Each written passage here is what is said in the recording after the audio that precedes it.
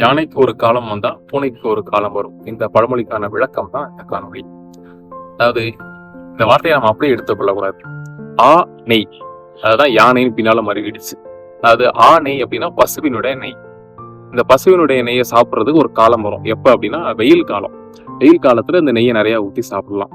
அப்படி சாப்பிட்டா உடலுக்கு தேவையான சத்துக்கள் எல்லாமே கிடைக்கும். உடம்பு குளிர்ச்சியா வச்சுக்கும்.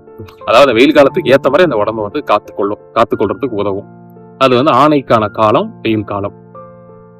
அதே ஆவினுடைய நெய்யை, அதாவது பசுவின் நெய்யை வந்து நீங்க வந்து குளிர் காலத்துல மழை காலத்துல எல்லாம் நீங்க சாப்பிட்டீங்கன்னா மந்தத்தன்மை ஏற்பட்டுரும்.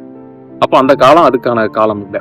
இப்போ அந்த நேரத்துல எதை சாப்பிடலாம்னா பூவின் நெய், பூவிலிருந்து வரக்கூடிய நெய், அதுதான் தேன்.